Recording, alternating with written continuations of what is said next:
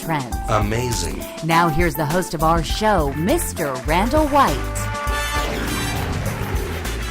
8:06 the time. A very, very good day, everyone. Great to have you with us here on the Eat, Drink, Explore radio network. I am your host, Randall White, joined by the lovely and talented Patty Pyburn. Good morning. We come to you live each and every Sunday at this exact time on this exact station. It is our goal each and every Sunday to update you on the current trends in food, beverages, travel, and tourism, and then help give you the tools so that you can enjoy those things in a healthy, sustainable, and community-focused manner. This is California's #1 place to talk about these sorts of things. All right, straight ahead on the program, Patty, we are going to talk about a new study out of Children's Hospital, Boston's Children's Hospital. Their New Balance Foundation Obesity Prevention Center came out with a new study that shows how our brain works in relationship to carbs, like those muffins that you brought in this morning. Let's be honest, they're cupcakes. They're cupcakes. Yeah. What? By the way, that's a really good point. What's the difference between a muffin and a cupcake? A muffin is slightly more healthy for you than a cupcake. Cupcake does not pretend to be healthy. A muffin does. Okay. and muffins don't have icing on them, I guess. No icing on muffins, typically. I guess I've seen some with like a crumble top or something, but they do have the same carbs, a lot of times the same sugar and, butter or some type of shortening in them. So they may not be all that much of a healthier choice than a cupcake, but I was just wondering if the difference was the spelling. I'm not I don't know what the recipes are in the baking and all that kind of stuff, but they sure look a lot alike. And yes, they do. Yeah, I think the muffin is a healthier version of a cupcake. Okay, yeah. But the ones I brought in, no pretenses. They are straight up not good for you. Are straight up. What are they? German chocolate. Ooh. German chocolate with that coconut pecan fluffy frosting on top. Totally. Yeah. It's and against all, Anthony, our audio guy, is saying that every ounce of his body overrode his better senses. yes, and he had one. It is true. I would love to have one. I'm sure they're delicious. They're not on your diet. No, they have eggs and butter. Eggs and butter and sugar and other delicious things in them. A little bit of heaven. Hey, you know what I had for dinner? What we ordered for dinner last night? Ricardo and I ordered pizza delivered to the house because we didn't want to heat up the house. Oh, right. I know. Yeah. It's too hot to be cooking right now. Way too hot. I could not think of a single thing, and I had salad for lunch. I didn't want another salad. It's not like on a hot day you're just going to eat salad 3 meals a day. So right. I was thinking, what else can we have? I didn't really prepare for this, hot weather. I could have, made up some rice and stuff earlier in the week had I thought about it. If you had planned ahead for the hot weather. But I didn't. No. So instead, we said, well, let somebody else's kitchen get hot. So we'll order pizza. So what I did is I called Woodstocks, and I know they have a Woodstocks in Santa Cruz. They have one here in San Luis Obispo. There's more of them in Northern California, I believe, than there are down here. It's a small chain. Yeah. Not very Good large. pizza. So they have a whole wheat crust, which I was interested in. And then, but a lot of the pizza chains put whey, which is a byproduct of milk. Right. They put whey in the dough for some reason. So No way. Yes, whey. Not all pizza dough is vegan, even though it seems like, well, of course this is vegan. It's just bread, Right. But no. They put this whey in there for some reason. So I called Woodstocks, and they said the guy wasn't sure, so we went and talked to the chef, or the person making the dough, and they do make their dough there, as opposed to dough that gets, sent in it doesn't little come balls. prepackaged, right. yeah. Like your Domino's and places like that, it's already made. Right. So it's vegan, which is wonderful. Awesome. They also have a gluten-free crust there. That is nice to hear. You can only get it in the large size pizza because I think that does come pre-made. Right. Otherwise they'd be able to make it in any size you want. That's like a dead giveaway if they're like, oh yeah, you can only get that in one size. So at any rate, I was able to order a pizza from there, which was awesome because I love their sauce. They do have good pizza. I have to agree with you on that. And we made a gluten-free pizza at home too. We got the dough from a local store here and then put it on one of those pizza stones. Wow, that came out. It came out so crunchy and yummy. It was really good. You can put all the toppings you like on them. Well, that's what I did last night. I was going to ask you about if you ever do this, Patty. Do you ever order a pizza with minimal toppings just because you kind of want the base starter? You don't feel like making the pizza in your oven, but then you throw your own add toppings your own on. Things to it. Did you add to it? Yeah. I put some. yummy. I put some like crumble that resembles crumbled ground beef. It's actually really good. And put that on there, and then some fake cheese, and because I knew they Beautiful. I knew they didn't have fake cheese. I did have it come with spinach and some onions and some things that we didn't have at the house. And so, and then Ricardo just got his chicken and cheese pizza. So we just ordered 2 personal size ones. But yeah, that worked out. I'm getting hungry. Stop it. I know. Today is a day to be near the coast, to be right. Oh my goodness. Right along the water. With your feet in the ocean, really. Yeah. If you didn't have mounds of summertime course load homework to do so you can finish your master's in August. Yes, I have a pile of homework waiting for me at home. Which is super impressive that you're going to have a master's. Super not fun for today, though. No. I would say that you'll need to go with the rest of this caravan to Morro Bay. That sounds fun. We love to go to a place called Tognazzini's Dockside. It's right on the water. They play live music. They have great food, and they have the water right there to cool you off. Yeah, and you can whittle away an afternoon. You're going to be surprised this is about to come out of my mouth. Yeah. Mother Nature's air conditioning. Patty and I have our little pet peeves when it comes to the news and things that we don't like. Okay, so Patty never lived in the mid. You did live in some areas where there's snow, though. Yeah, I did. I lived in Idaho Falls for a while. Yeah. So you where have it done. could snow at any moment. Yeah. Any time of year. We're literally in July. It can happen. Yeah. Yes, it can happen. Wasn't it like nails on a chalkboard for you when they would say the white stuff? The white stuff. Oh, yes. The white stuff. Because I know you don't want to say snow. You try to mix up your scripts so there's not, the same word used. But it is snow, so you just have to call it that. Call it snow. Right? Yep. The white stuff. I suppose you could call it frozen precipitation. Mother Nature's really giving it to us today. And then I say, who is Mother Nature? Right. So people tuning in right now are like, why are they talking about snow? Because that's a lot better than talking about this extreme heat. The snow makes you feel cooler, doesn't it? Yeah. I know. I used to complain having to scrape ice off the windshield and stuff, but I'd trade that for today. I would take a little Idaho Falls. Oh, yeah. Yeah. My mom and dad live outside Sacramento. Oh boy. She sent me a note yesterday at 5 p.m. on Facebook and said, it's 105 here right now. Well, in the evening. In Arroyo Grande, I had to leave in the middle of the afternoon. That's the reason for the cupcakes. I had a work function to go to, and I made cupcakes. I heated up my kitchen. I wanted to die, and I went outside and got into my car, which felt like an oven. It was 102 degrees in Arroyo Grande. So Arroyo Grande was the oven. And so I drove. I drove to Nipomo, where it cooled down to a balmy 99. Oh, oh my gosh! And that is near the ocean. Woo! All right. Well, I only got to the first topic that we're going to talk about, and that is the addiction to carbs. It's all in your head, literally. So we'll be talking about that. We have a lot more coming up here in just a moment. You're listening to the Eat, Drink, Explore Radio Network on this Sunday fun day morning. Back in a moment. Randall White here, host of Eat, Drink, Explore Radio, with a tip for Central Coast wine tasting. Eberly Winery was recently voted Winery of the Year by the world's top sommeliers and has one of the best local tours according to Wine Spectator. Eberly Winery open daily 10 to 6, and the winery's cave tours and wine tasting always complimentary. It's easy to find, too. Located on Highway 46 East, just 3.5 miles from Highway 101. Now it's time to plan your visit. Just head to eberlywinery.com.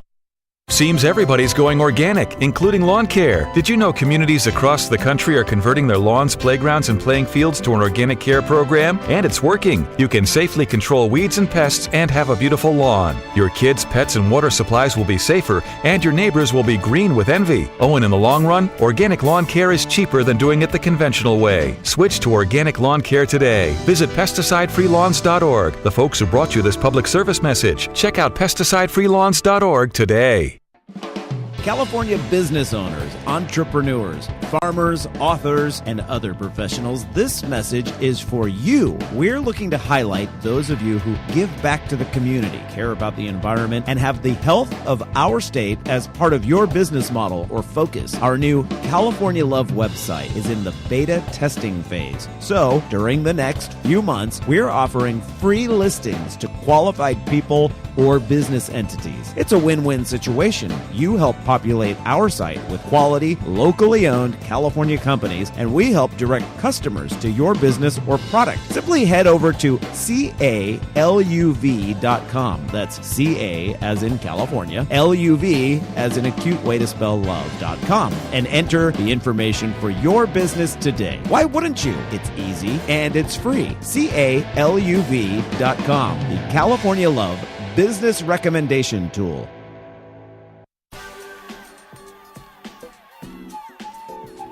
The Eat, Drink, Explore Media radio show you are currently enjoying is in a local affiliate commercial break. Live programming will return shortly.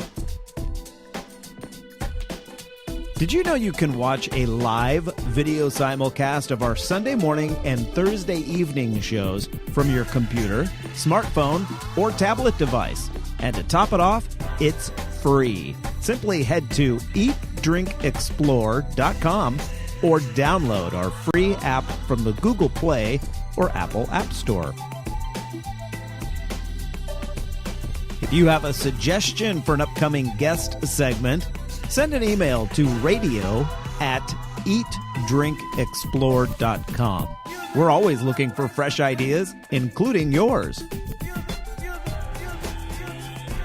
We love to share fresh, local, organic, seasonal, and sustainable ideas throughout the week. And the best place to find those are on our Twitter, YouTube, and Facebook feeds. Our username across the social networking universe is simple: Eat, Drink, Explore, all one word. Hey, college students, Eat, Drink, Explore Media is always looking for qualified journalism or marketing interns.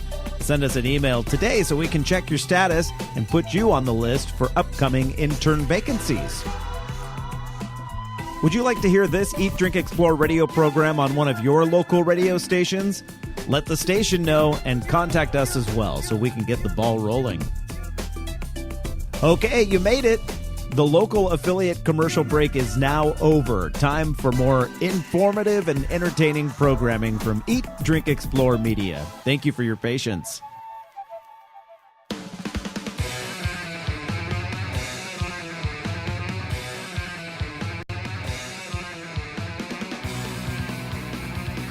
And a very good morning, everyone. Great to have you with us here on this Sunday fun day, 8:19 the time on the Eat, Drink, Explore radio network. I am your host, Randall White, and I'm looking at our video stream right now. If you go to eatdrinkexplore.com, you can watch a live video simulcast of the show, and we have a little camera that is perched out. We have a couple of cameras that look outside, but one of them is actually perched out on a ledge. And it's sweating.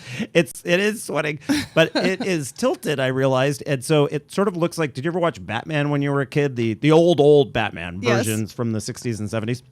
Whenever you'd go to the bad man's hideout or lair, the camera was always, everything was askew. Tilted. Yes. Yeah. And so off kilter. Right. But it's going to be warm out there today. Yes, it is. Okay, so coming up in the show, in just a moment, Patty and I will be discussing a new study out of Boston's Children's Hospital from the Obesity Prevention Center there on how your brain works in relationship to processed carbs. Then at the bottom of the hour, our 8:30 segment, we'll be speaking with Andrea Sachs. She's a travel writer for the Washington Post and puts together their What's the Deal column each and every week. We have her on once a month to share the highlights of what is the deal, the best deals, and she's got some really good ones. She has land, sea, air, and group travel. That pretty much covers it, I think, right? I think so. Then next hour, Patty's got the news, including your forecast for California here and some other goings on. And then a doubleheader, a 2-segment piece. We speak with bee expert Tom Theobald. He is out of Boulder, Colorado, and he is part of a lawsuit against the Environmental Protection Agency regarding pesticide use here in the United States, saying that the EPA is not doing its job, and in the meantime, poisoning honeybees from coast to coast. And so we'll talk to Tom, ask him what the update is on that lawsuit. They filed the lawsuit back in March, and we'll find out where it stands now. And then at the end of the show, our final segment, we'll speak with Kelly Caveney. She is a manager at Marin Brewing Company in Marin County, obviously, right? And she's joining us to talk a little bit about this year's Breastfest, which I want to say right now, go to. I'm not even going to make you go through our website. Just go to thebreastfest.org, O-R-G, thebreastfest.org. Check it out, and you'll see how incredible it is and what it benefits and all those sorts of things. And just today, through midnight tonight, it's your only opportunity to save $10 on your ticket. The tickets are already a good deal because there's a ton of food there, a ton of beer, and if you don't like beer, they have wineries there too. So it's wine. It's a wine, beer, and food festival held on San Francisco's waterfront in the beautiful Fort Mason buildings, and the money raised all goes to a great cause. Sounds awesome. Everybody donates their time and their goods and all that kind of stuff. It is one of those fundraisers that actually raises tons of funds. It raises and funds. Yes. Uh-huh. And I will be emceeing the event along with Kira Clapper, who is... for those of you listening that are in the Bay Area, you know her from ABC7. She anchored the news last night, as a matter of fact. I saw that on Facebook. And if you're on the Central Coast, you know her from KCOY CBS 12 and also KION. I imagine they aired some of her packages up that way when she was working down this direction. At any rate, Kira will be with me up on stage. I'll be there, and lots of great food, wine, and beer to be had for a $10 discount today. And it's coming up in 2 weeks on July the 13th. So why not? You're thinking to yourself, yeah, you know what? That would be kind of a fun weekend getaway, spend the afternoon in San Francisco enjoying some good food and wine and beer for a good cause. $10 off. You need to use the promo code Eat, Drink, Explore, all one word. Eat, Drink, Explore. Pop that in, and you'll get $10 off your tickets. All right. Yes. All right, Patty, should we talk about these carbs? Yeah, let's go for it. Oh, boy. Especially since I brought cupcakes to the studio this morning. So as I understand it, there's a trigger mechanism in the brain that sounds when you eat carbs similar to when you do drugs and other things. Is that right? Apparently, what this study found, and they looked at people who participated in this study, and I think they worked with 12 men who are considered overweight or obese, and they fed them, and probably the participants didn't know, milkshakes. That one was very high, what they call the glycemic index, and one was very low. And then they watched the results through MRI in their brain. And saw reactions in the brain of this dopamine pathway, this release of those feel-good chemicals that people get when they do drugs or eat food they like or, something like that. And it was very similar to what they see in drug addicts. Wow. So there was a blood sugar level spike and this whole happy sensation in your brain for those with the high glycemic index shakes.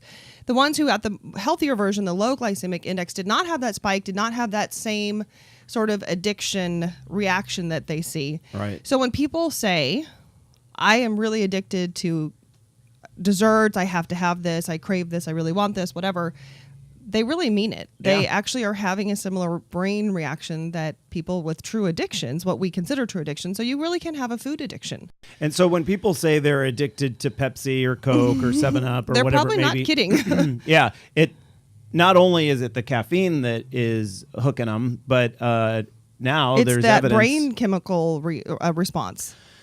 That's really, I mean, I think we all knew something was happening, but I didn't know Yeah. there was a direct connection. And so they're calling it processed carbohydrates because the more processed a carbohydrate is, the higher the Right. glycemic index. Yes, the higher the glycemic index and the faster your body takes that in and releases that into your bloodstream and raises your blood sugar level. It's more immediate with foods that are like white bread, white pasta, rice, baked goods like the cupcakes I brought in this morning. So I mean, the things that you realize are not going to be your best choices. We've been hearing this about anything white recently. Yeah. That's a quick carb that your body can access really quickly. So you get that spike, and that whole trigger starts with the release of brain chemicals in your brain.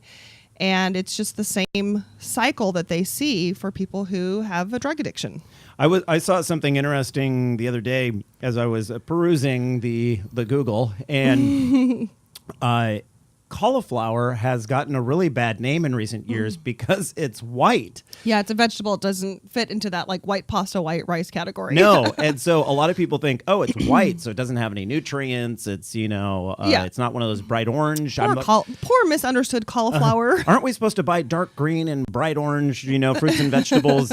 Cauliflower, you must be bad. That is not at all the case. Right. And how do I say this?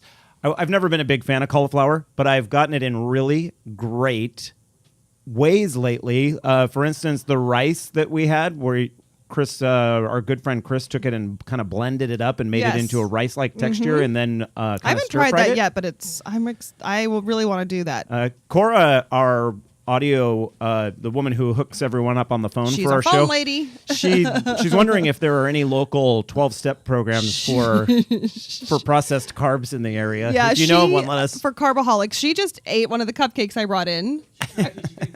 Oh, she couldn't even finish it? It's really rich. Oh, It is. Go back to it. she's going back to it. She's yeah. It's a Saving saver. it for later, but I know that for those Carbaholics out there, honestly, we're joking around. There probably are That's the truth. groups that are there to aid people conquer their, diet challenges. Yeah. So and we're making fun, but there are actually people out there who can help you with that. And if you're not already in that cycle, one good way to stay out of it is to reduce the number of processed carbs in your diet. It's that simple. Whole grains. We've been, preaching that for For a while now. forever. So, all right, I hear the music. It's playing us out. Patty and I have a little bit to talk about on the other side of this commercial break, and then we'll welcome in Andrea Sachs, the travel writer, with the best deals of the week.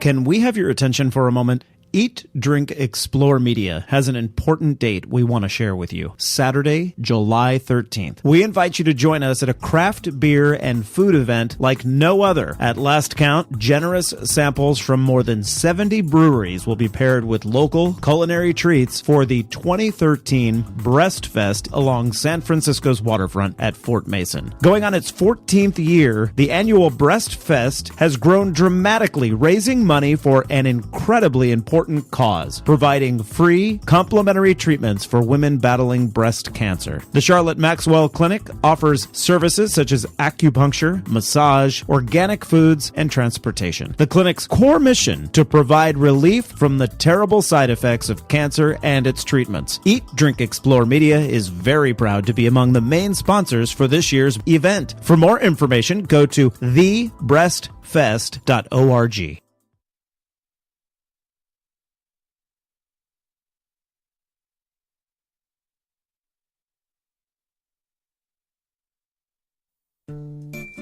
The traditional light bulb, a groundbreaking invention in 1879. Other groundbreaking ideas from that time, the whalebone corset, the pedal-operated submarine, and the two-story outhouse. We've come a long way since then. It's time our light bulbs did the same. Visit EnergySavers.gov and learn about energy-saving light bulbs. See, these new bulbs are more efficient than the old ones, like a text message is more efficient than a carrier pigeon. They last longer too, like how we humans last longer now that doctors use antibiotics instead of leeches. And they cut down on our energy costs, because in our own groundbreaking age of aeroplanes and moving pictures, we deserve a light bulb that saves us some cash. Saving energy saves you money. Learn more at EnergySavers.gov. Brought to you by the U.S. Department of Energy and the Ad Council.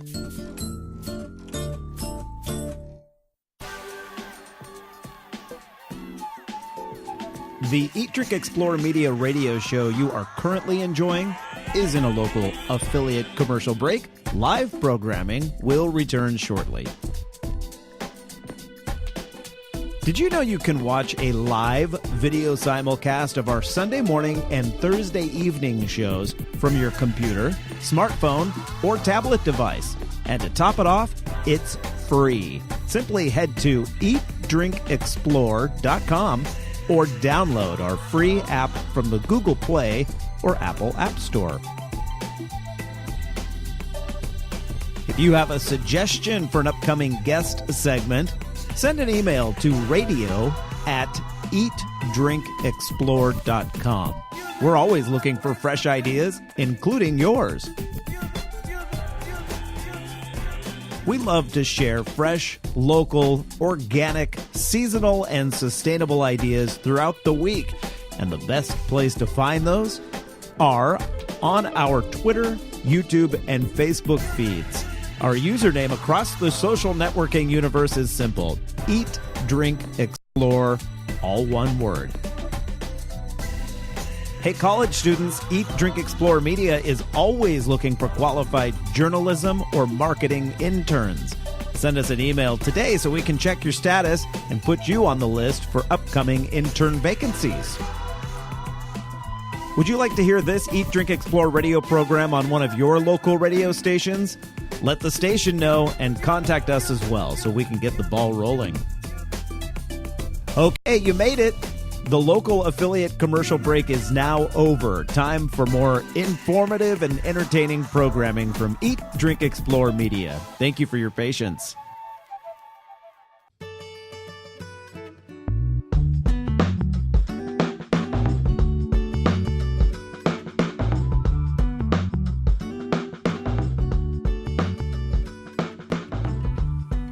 And a very good day, everyone. Great to have you with us here on the Eat, Drink, Explore Radio Network. I'm your host, Randall White, joined by... Can gravity be used to help overcome gravity?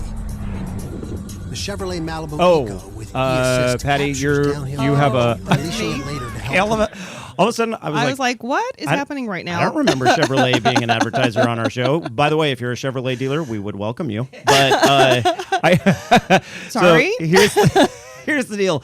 The computer that Patty uses is the same really computer funny. that feeds the commercials and stuff to our show. And if she opens a page that, they shouldn't do that. The It's not nice. No, pages should not automatically start playing things, but they do.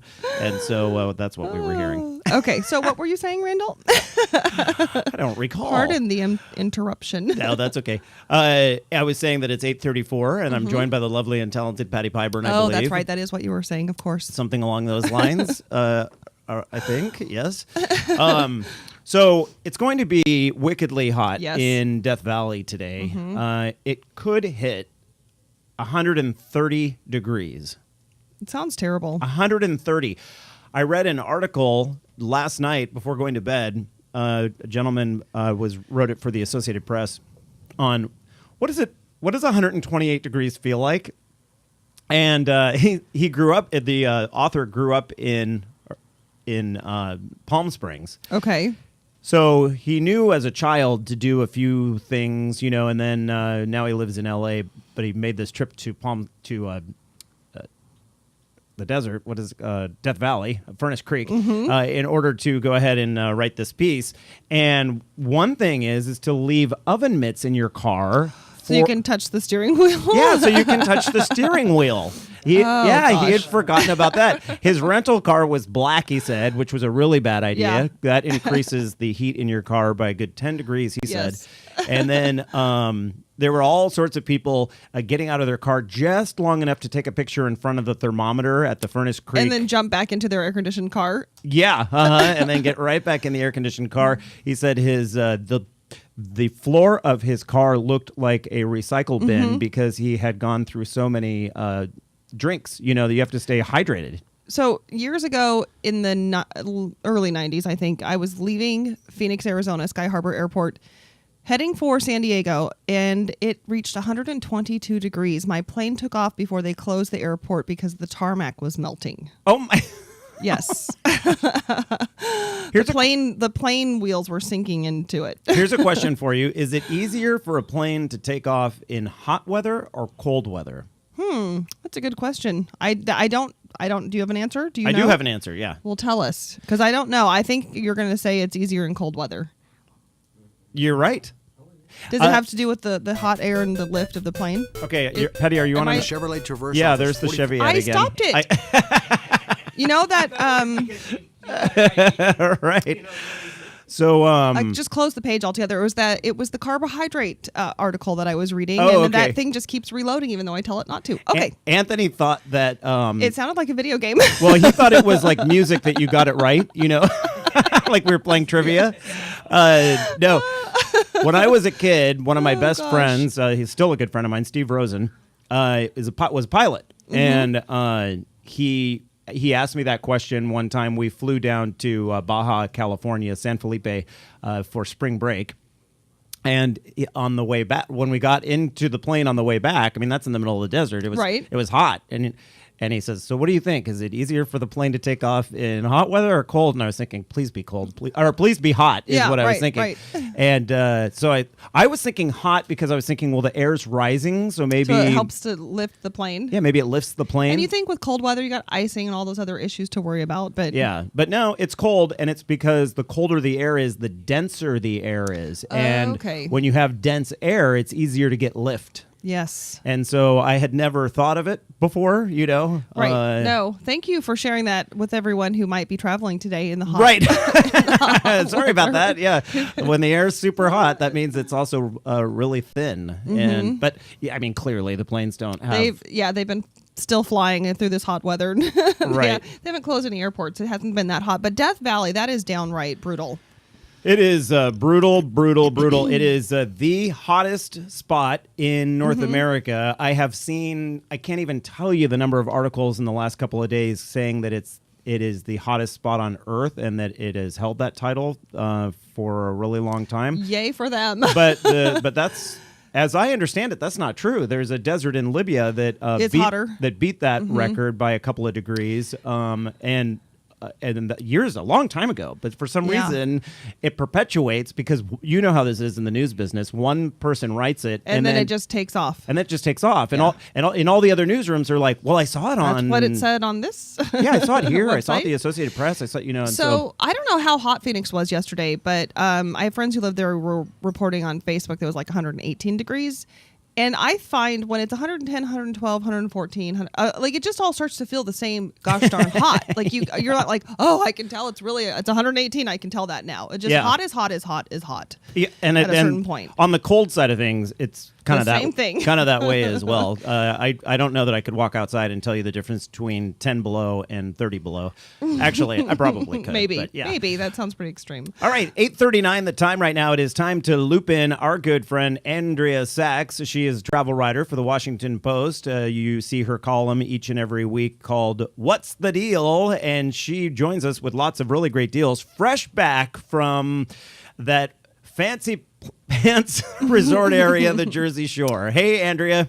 Hey, don't make fun of Jersey Shore. That's my job. I can't help it. It only because of the show. They did it to themselves. Show. Right. I know. Can I tell you, I was in Seaside Heights because on a serious level, it really was one of the towns that was hit hardest by Sandy. Yeah. But they had of course, nothing happened to the Jersey Shore house because it's made of cockroaches and it just can't die. But they're doing tours. Like there were these people just sitting in front. They're like, "Hey, you want a tour?" I'm like, "Yeah." They're like $10. I'm like, "No." Right. Yeah. Charge me $10 I can see it on for what television. Exactly. I can turn it on for free. So they're selling tours of the Jersey Shore home for $10 a pop.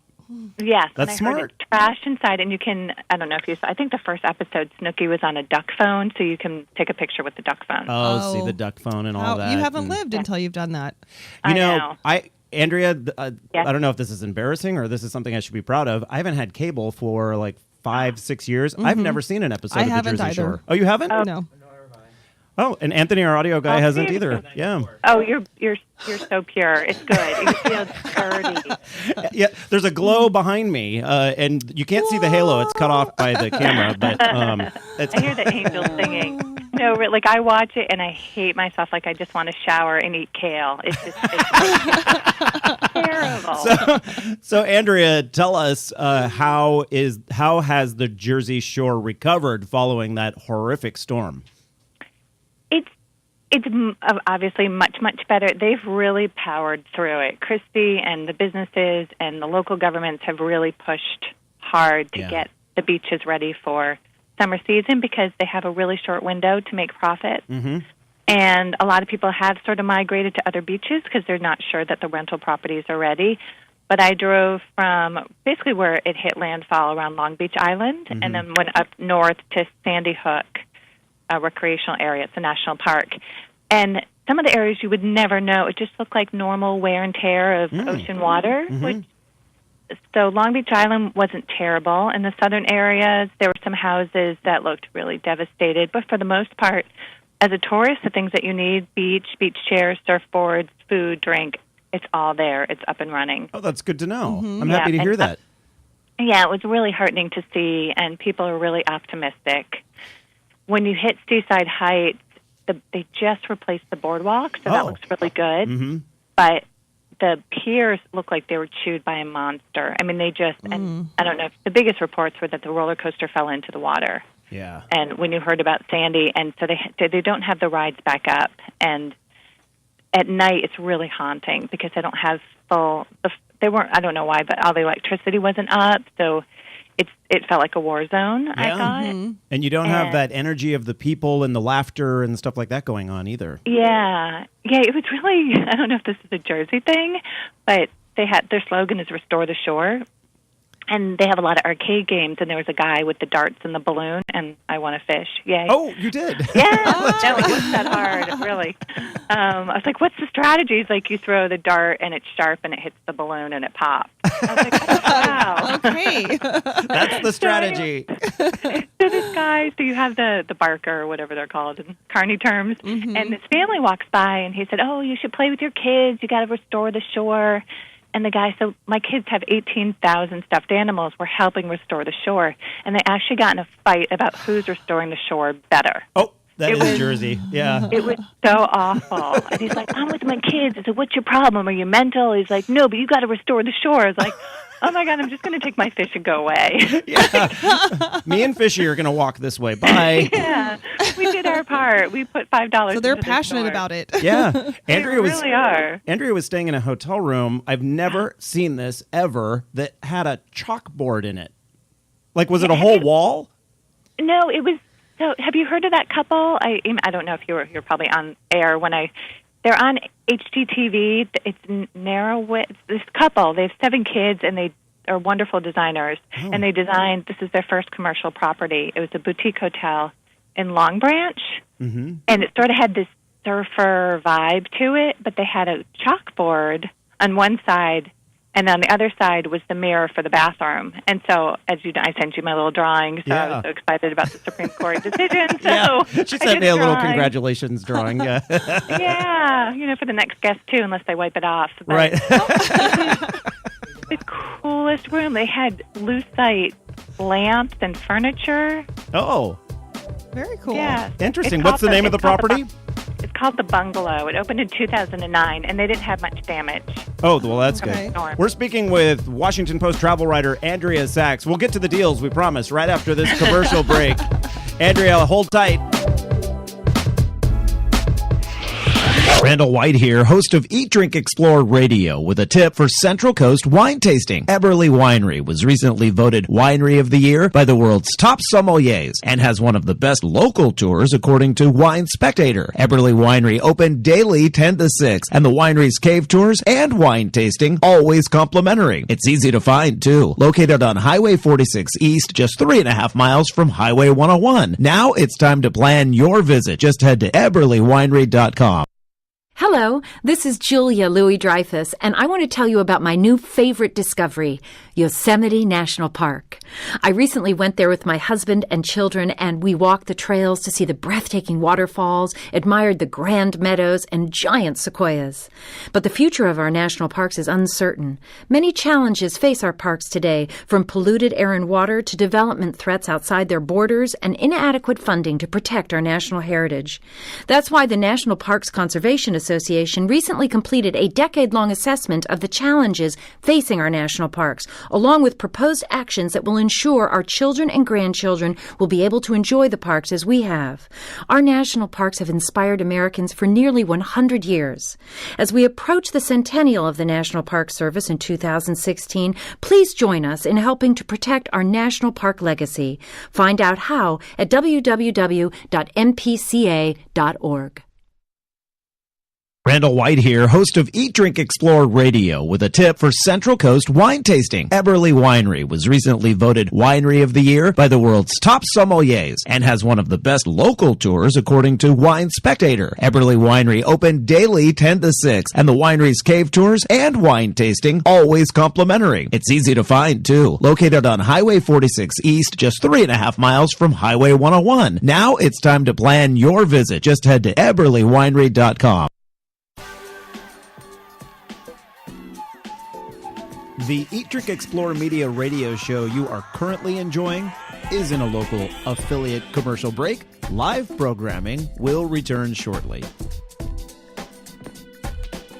Did you know you can watch a live video simulcast of our Sunday morning and Thursday evening shows from your computer, smartphone, or tablet device? And to top it off, it's free. Simply head to eatdrinkexplore.com or download our free app from the Google Play or Apple App Store. If you have a suggestion for an upcoming guest segment, send an email to radio@eatdrinkexplore.com. We're always looking for fresh ideas, including yours. We love to share fresh, local, organic, seasonal, and sustainable ideas throughout the week, and the best place to find those are on our Twitter, YouTube, and Facebook feeds. Our username across the social networking universe is simple: Eat, Drink, Explore, all one word. Hey, college students, Eat, Drink, Explore Media is always looking for qualified journalism or marketing interns. Send us an email today so we can check your status and put you on the list for upcoming intern vacancies.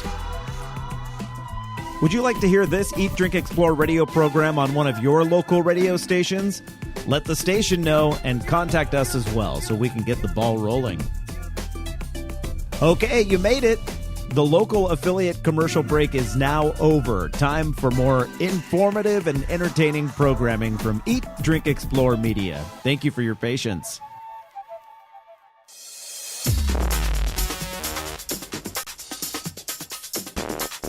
You've waited all week, and it's finally here. The Eat, Drink, Explore Weekly Travel Deals Extravaganza.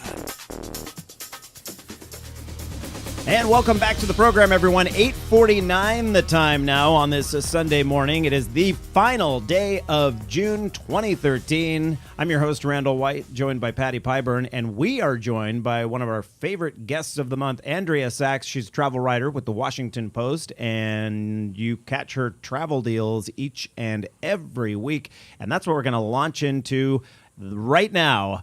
Andrea, welcome back to the program. Thank you.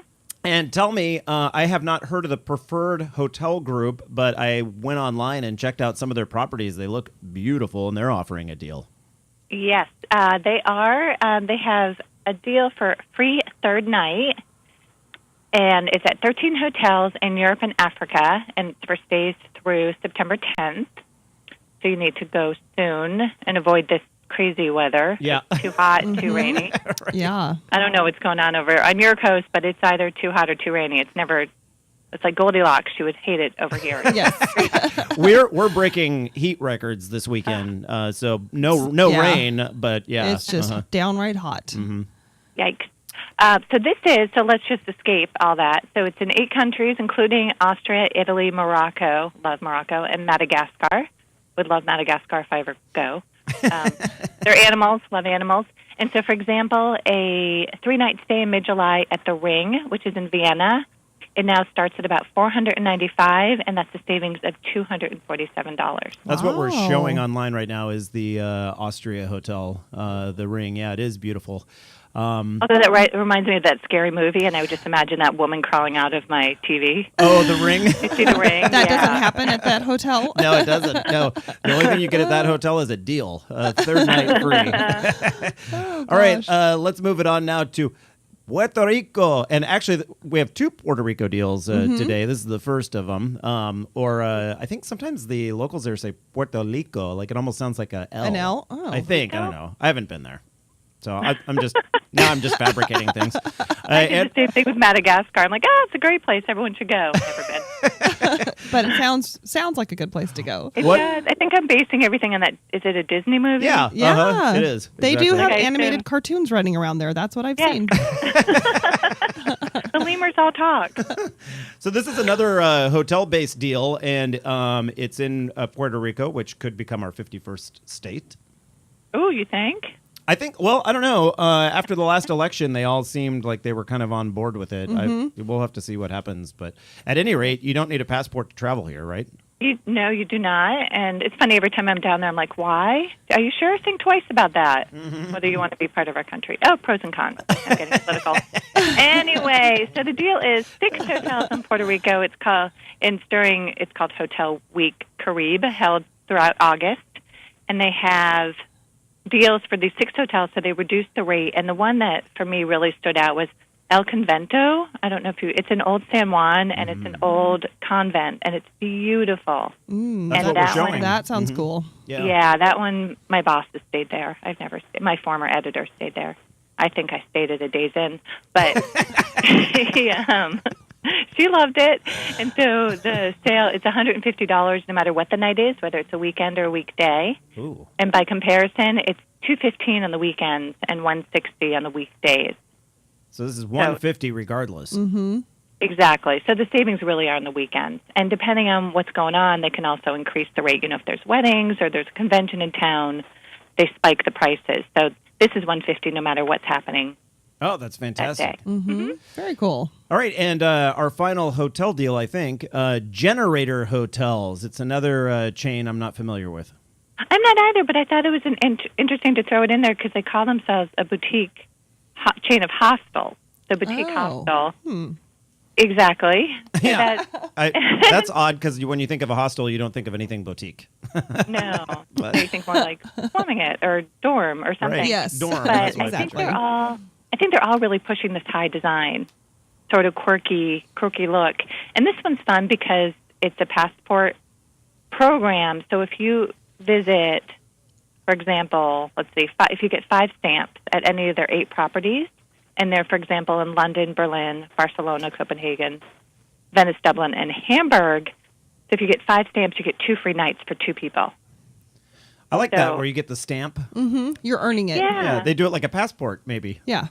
Yeah, exactly. So it's sort of a fun challenge, and I know often when you go to Europe, you do go to several countries, and so it's a good incentive to stay at these properties because that's pretty good. 5 stamps, 2 free nights. 7 stamps, you get 5 nights, Wow. and then what's that one? I can't read fast enough. 3 stamps, and you get 1 free night.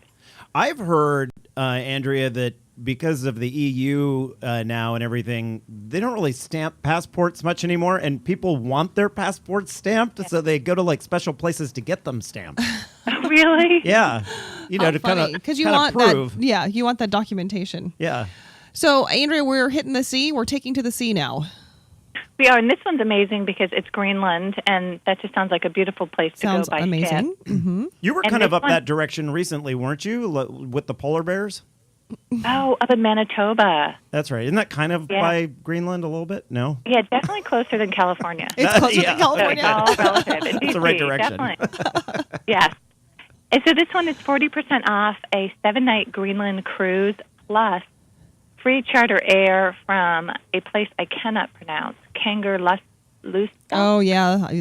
Yeah. Good try. Greenland? Who knows? Yeah. So basically, wherever the ship leaves from, then you get charter air between the 2 points of departure and arrival. Mm-hmm.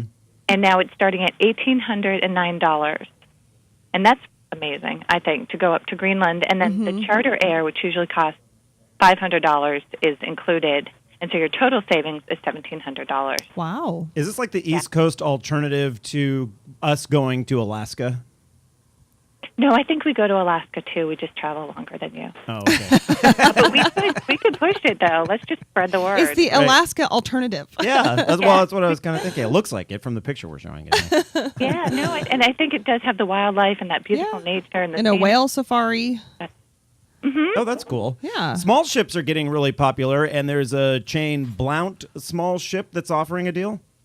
It is, and they're expanding what their usual offerings, and they're adding a Bahamas cruise, which is sort of a nice option because often the Bahama cruises are massive ships, as large as a whale. So they're offering 10% off any of the 2014 Caribbean Sea cruises if you book it by August 30th. So, for example, the 12-day Best of Belize, which also goes to Guatemala, it starts at $3,800, and it's usually $3,900. Oh, that is a good deal. That's a really Yeah, good it's a deal. little bit Yeah. of savings. And then they have ones that go to Belize and the Bahamas. Those are also on sale. You have about 30 seconds, Andrea, to give us the other Puerto Rico deal. Oh, Southwest, Belfair, San Juan. And you know where you're staying now, El Convento. Yeah. Where my old editor stayed. And nonstop flights starting at $278 from Baltimore. Perfect. And we have Southwest out of the West Coast, too, so we can probably get a good deal, I would imagine. You do. All right, Andrea, I know you're probably off to your next, not Motel 6, what did she call it? Days Inn. Days Inn, yeah. Off to your next My Days Days Inn. Inn. Right, no. We know you stay at nicer places than that. Andrea Sachs with the Washington Post. You can find all the links at eatdrinkexplore.com under today's program summary. Andrea, thank you as always. Thank you. Have a great 4th. You too. Stick around, everyone. We're back in just a moment here on the Eat, Drink, Explore Radio Network.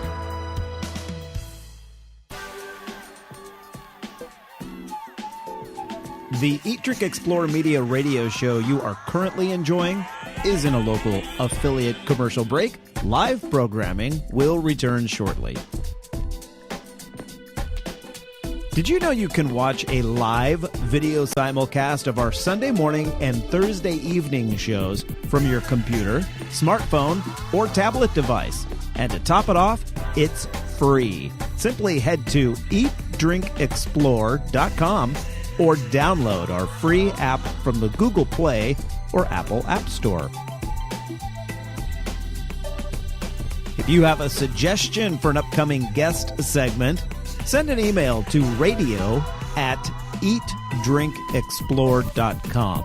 We're always looking for fresh ideas, including yours. We love to share fresh, local, organic, seasonal, and sustainable ideas throughout the week. And the best place to find those are on our Twitter, YouTube, and Facebook feeds. Our username across the social networking universe is simple: Eat, Drink, Explore, all one word. Hey, college students, Eat, Drink, Explore Media is always looking for qualified journalism or marketing interns. Send us an email today so we can check your status and put you on the list for upcoming intern vacancies. Would you like to hear this Eat, Drink, Explore radio program on one of your local radio stations? Let the station know and contact us as well so we can get the ball rolling. Okay, you made it. The local affiliate commercial break is now over. Time for more informative and entertaining programming from Eat, Drink, Explore Media. Thank you for your patience.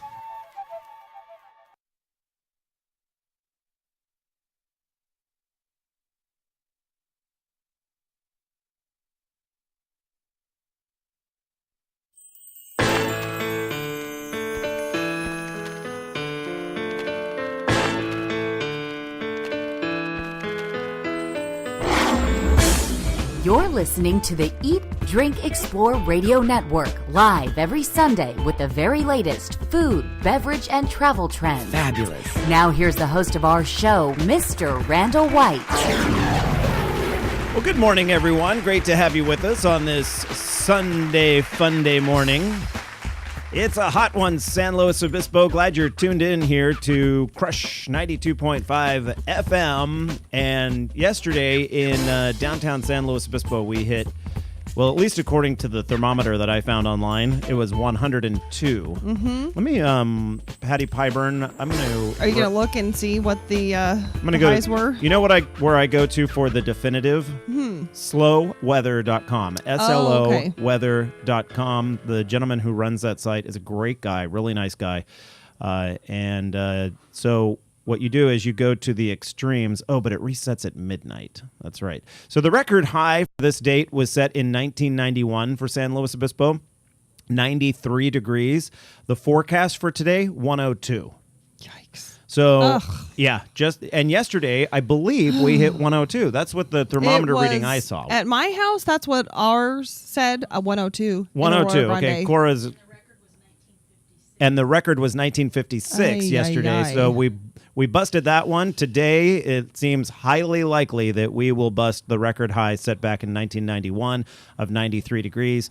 We should beat that by nearly 10 degrees or so. It is a day to go out to Morro Bay and Tognazini's dockside. That is where we will be enjoying refreshments, as I like to term them. Refreshments with maybe a salad. I'll have a salad. Their fish tacos are really good there. I enjoy Tognazini's. And they're not a sponsor of the show. I'm just saying. You just like them. I just like them. Yeah. But Tognazini's, if you're listening, we like you. We like you, and we'd be happy to have you as a sponsor.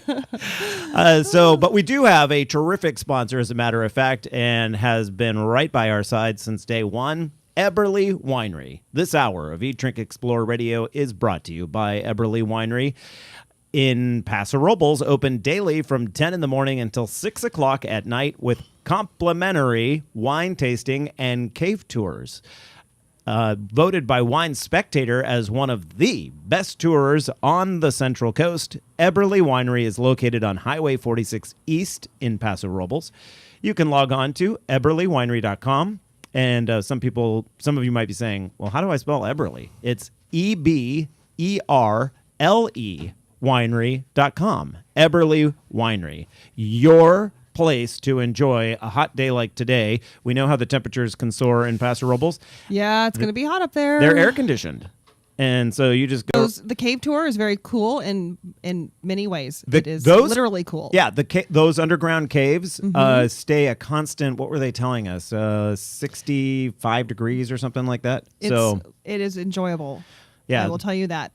you might want to call ahead. As a matter of fact, I imagine their cave tours are probably very popular on a day like today. So, go to eberlywinery.com, give them a ring, and say you heard about it right here cool off. On Crush 92.5 Eat, Drink, Explore Radio.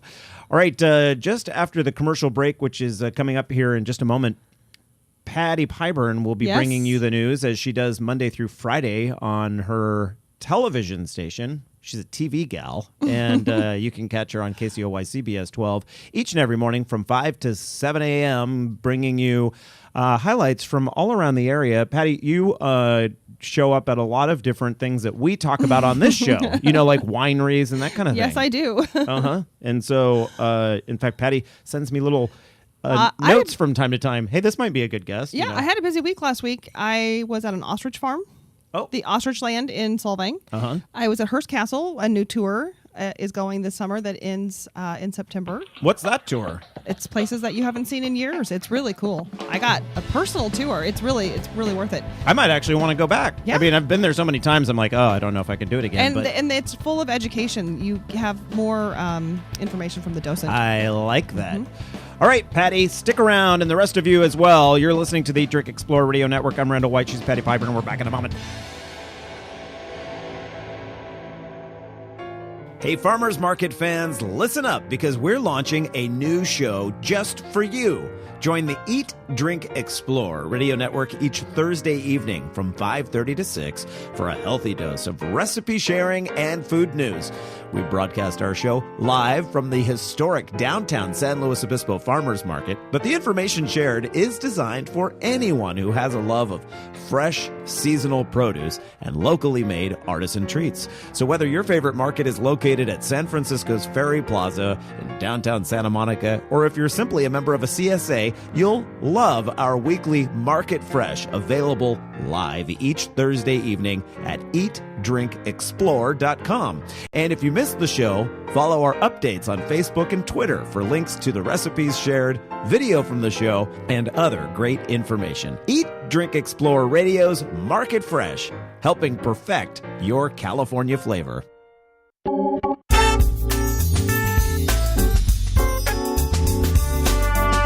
You're listening to the Eat, Drink, Explore Radio Network. Fabulous. Live every Sunday with the very latest food, beverage, and travel trends. Amazing. Now here's the host of our show, Mr. Randall White. Indeed, a very good Sunday morning, everyone. I am your host, Randall White. 9:06 the time here on the west coast of California. And it's a warm west coast today. That's for sure. Glad you could join us. I am Randall White. Patty Pyburn by my side. Good morning. We're coming to you live from downtown San Luis Obispo, but we visit. We are not blinded by where we are. This beautiful little town. We go all over the state on this show, bringing you information on food, beverage, travel trends, so you can get the most out of your California lifestyle. This hour on Eat, Drink, Explore Radio, we're actually going outside the state to Boulder, Colorado, where a gentleman that just has a very unique look on what's happening to our honeybees joins us. If you tuned into the show last week, we had someone from Oregon talking about bees. That was the whole bumblebee fiasco that happened in that Target parking lot. Right. 50,000 bumblebees died. And so that was one look at it. Well, Tom Theobald contacted me this last week. He heard that interview and enjoyed it so much. He was like, you know what, I really want to give you my perspective. He and a group of organizations are suing the Environmental Protection Agency over pesticide use. And wait until you hear what he has to say. So we look forward to welcoming Tom to the Eat, Drink, Explore Radio Network. That's coming up in our next couple of segments. And then at the end of the hour, how you can save money and win tickets to the Breastfest, thebreastfest.org, coming up in 2 weeks. Saturday, the 13th of July, in San Francisco on the beautiful waterfront there, Fort Mason, and lots of food, lots of beer, craft beer from around the state, and great wine, too. So if you're not a beer drinker, they have wine as well, and they're serving it all up for a really low price. You get it even cheaper if you use the promo code EATDRINKEXPLORE today.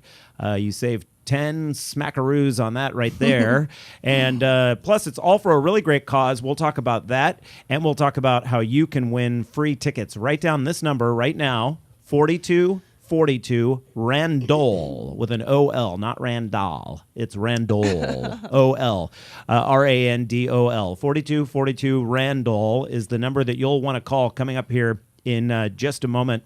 Later this hour, you can win a pair. We're not just giving away one pair of tickets.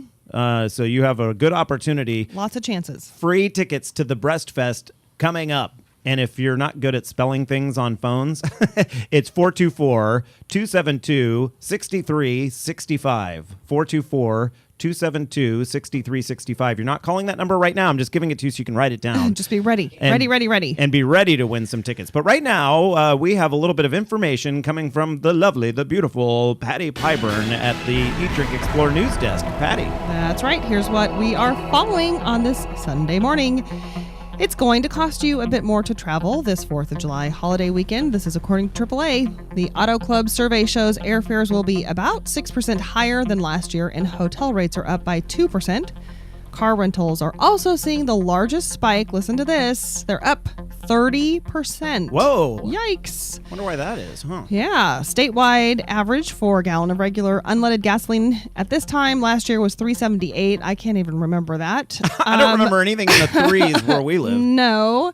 It is nearly up a quarter this year at $4.01 a gallon on average statewide. But in our particular area, San Luis Obispo, it's a little bit more than that. And I can tell you this much: Santa Cruz, San Francisco, San Jose, LA. they're not seeing cheaper prices either. It's really Not likely. Our show doesn't really broadcast into the areas that bring down that average, and those are mostly Central Valley towns Where they're paying a little cheaper prices than we are. Although you can hear us along the I-5 corridor, so Yeah. Okay. anyway, most All right. Randall. Yes. The nation's restaurant owners are seeing positive signs. The industry is turning around. This is spurring some optimism. I wish I had a yay clap thing. Right. Restaurants. Because we love them. We love to eat. Overall sales hit a 14-month high in May, according to the National Restaurant Association's Restaurant Performance Index, marking the third consecutive monthly gain. Owners say they are seeing more customers as well as increased same-store sales figures. With this optimism, more owners are now sinking money back into their businesses, buying new restaurant equipment, remodeling, and expanding existing locations. Good We like news, that. good news, Yeah. good news, good news. All right, eating red meat. This is not good for those red meat lovers out there. No. This can lead to an increased risk of developing type 2 diabetes. This is according to a recent Harvard University study. You always hear about sugar and diabetes, Right. but red meat. And scientists consider the diets of 149,000 health professionals over a 20-year period, and they came up with this correlation. The researchers found that adding just an ounce and a half of red meat to your diet on a daily basis can increase your chances of developing type 2 diabetes by nearly 50%, by 48%. That's a big increase. That's a huge increase. This is out of Harvard? Harvard University study. Harvard? Yes, indeed. All right, more than 1 million people are expected to line the streets of San Francisco this morning as the city's Gay Pride Parade gets underway at 10:30. Yeah. It's a big deal. This year's crowd is expected to swell a bit from previous years. This is following Friday's surprise announcement by the Ninth Circuit Court reinstating marriage rights for same-sex couples. San Francisco City Hall has been performing marriages all weekend, starting off with the lesbian plaintiffs in the Proposition 8 case. Organizers estimated crowds of 1.2 million in recent years. Wow. So it's expected to be larger than that. More So, than that. You know, they're thinking maybe even as big as 1.5 million people on the streets. Wow. And I'm a little bit embarrassed to say this. I lived in the city for many years. I never went to one of those parades. I did go to some of like the after the party. other events surrounding it. They closed down a big 8 square block region around City Hall. And I did go to that afterwards. But, you know, when you live in the city, there are so many like festivals and crowds and things. The thought of going When 1 million people are out, right, to, like, that didn't appeal to you? no, and not on a Sunday morning, you know. Yeah. And so I was like, But Well, now, in hindsight, I wish I'd gone to at least It's going to one. be a momentous occasion, lots to celebrate. This gay pride parade this morning. Yeah, So, the timing is just, I mean... yeah, it lines up nicely. Right. Hey, it's National Ice Cream Soda Day, and what a day for it to be. Today should be an ice cream day for sure. I want an ice cream soda. Eat it before it melts. I wonder if I can get like a rice. They have like Rice rice ice cream? cream and stuff Rice like cream? that. Rice cream. I want a rice cream soda. I love that. Yes. Okay, so record-breaking temperatures. We've said this a few times this morning, but if you weren't paying attention, record-breaking temperatures in California. The heat in the triple digits throughout. It's gonna be hot today. Yeah, have you heard? Have you heard? It's hot already. Right. Triple-digit heat through much of the state, even along some of the stretches of coast. You know, Arroyo Grande, where I live, is just slightly inland. Yeah. Not. I mean, Just slightly. There's no hills blocking. I mean, it is. 102 degrees there yesterday. And that's the forecast for San Luis today. Heat advisories for inland valleys expected to stay in place through Tuesday night. We are not going to get relief from this heat for a while, and it's even staying warm overnight. We should be heading back to normal, though, for the 4th of July holiday. Oh, that's good. Yes. But still, it's going to be warm. Like, they're still expecting coastal temperatures into the 70s. So. Whoa. And Death Valley, you were saying 134 degrees. 134 is the all-time high there. That's the all-time high, and they're getting close to it because what were they at? 128? Yeah, 128. And they're expected, Furnace Creek is expected to hit 129. Oh my gosh. So they're flirting with that 134. Stick around. It's all about bees coming up next. May is National Bike Month. Now, I used to be intimidated at the thought of biking to work. I worried about my outfit, the traffic, and the time. But my expanding waistline and rising gas prices helped me rethink that position. And last May, I tried riding to work. What an amazing change. In the years since I started riding to work, I've lost weight, saved money on gas, and canceled my gym membership. You should try it. Here are a few tips to help you get started. Alter your route for biking. Cars and bikes are both vehicles and both have a right to the road, but you'll feel more comfortable and more able to enjoy your ride if you choose less traveled streets. Ride with a friend the first few times, someone who has experience biking to work. They'll help you figure out how to carry your clothes, where to park your bike, and the easiest way to get to the office. Follow all the same rules you follow while driving. Signal before you turn, stop at all stop signs, and stay in the rightmost lane going in your direction. Biking to work is fun, easy, and enjoyable. Try it. For more tips and techniques on how to commute by bicycle or to find other cyclists in your area, visit bikeleague.org. Can we have your attention for a moment? Eat, Drink, Explore Media has an important date we want to share with you. Saturday, July 13th. We invite you to join us at a craft beer and food event like no other. At last count, generous samples from more than 70 breweries will be paired with local culinary treats for the 2013 Breastfest along San Francisco's waterfront at Fort Mason. Going on its 14th year, the annual Breastfest has grown dramatically, raising money for an incredibly important cause, providing free, complimentary treatments for women battling breast cancer. The Charlotte Maxwell Clinic offers services such as acupuncture, massage, organic foods, and transportation. The clinic's core mission to provide relief from the terrible side effects of cancer and its treatments. Eat, Drink, Explore Media is very proud to be among the main sponsors for this year's event. For more information, go to thebreastfest.org. The Eat, Drink, Explore Media radio show you are currently enjoying is in a local affiliate commercial break. Live programming will return shortly. Did you know you can watch a live video simulcast of our Sunday morning and Thursday evening shows from your computer, smartphone, or tablet device? And to top it off, it's free. Simply head to eatdrinkexplore.com or download our free app from the Google Play or Apple App Store. If you have a suggestion for an upcoming guest segment, send an email to radio@eatdrinkexplore.com. We're always looking for fresh ideas, including yours. We love to share fresh, local, organic, seasonal, and sustainable ideas throughout the week. And the best place to find those are on our Twitter, YouTube, and Facebook feeds. Our username across the social networking universe is simple: Eat, Drink, Explore, all one word.